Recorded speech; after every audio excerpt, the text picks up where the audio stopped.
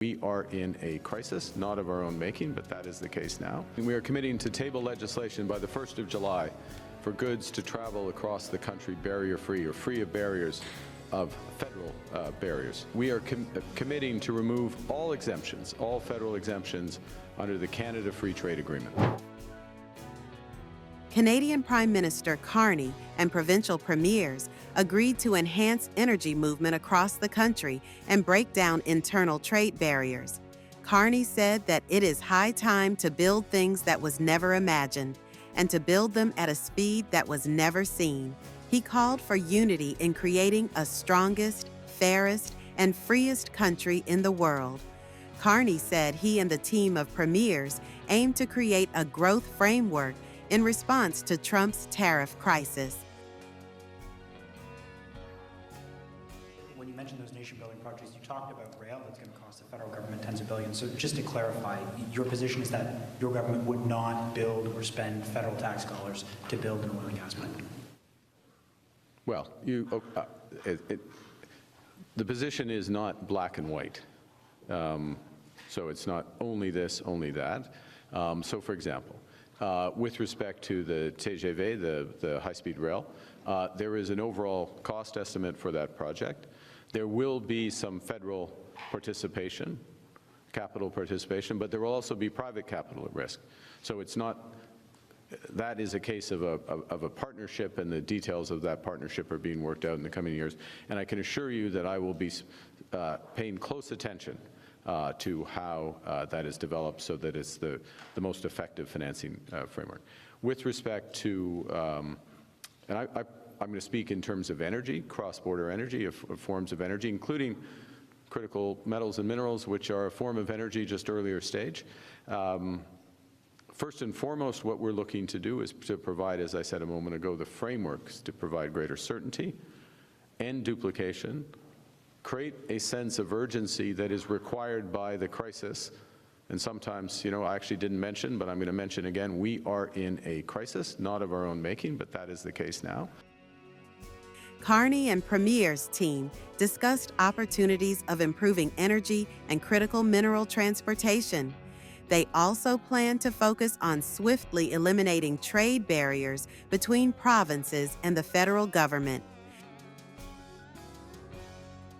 So what we announced today, earlier today, in order to support Canadian workers, we will temporarily waive the 1-week employment insurance waiting period. So in other words, if people are displaced because of the tariff situation, they immediately can receive unemployment insurance.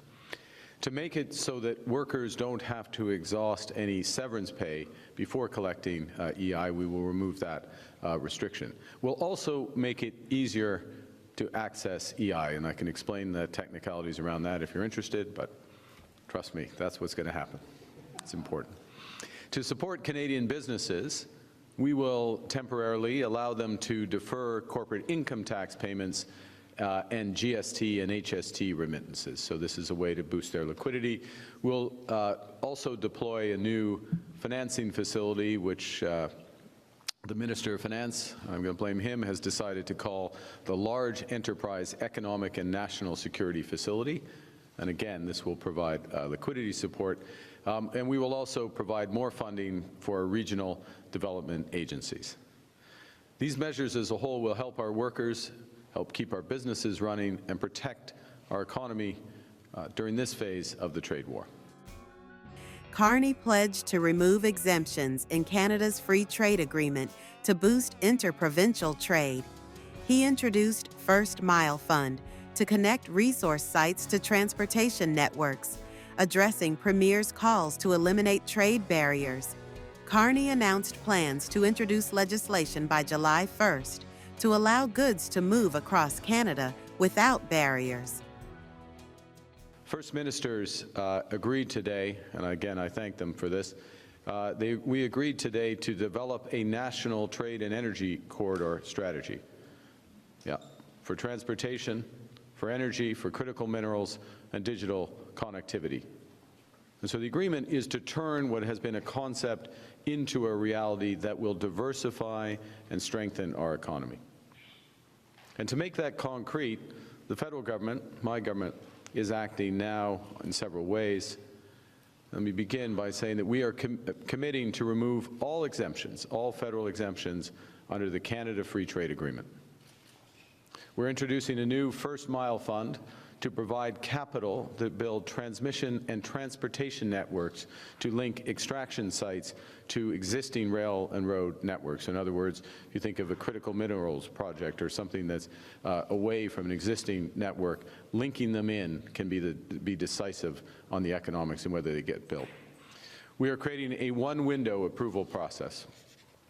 We are committing to table legislation by the 1st of July for goods to travel across the country barrier-free or free of barriers of federal barriers. So we're combing through all federal legislation for those barriers. We intend to, from a federal level, to have free trade by Canada Day.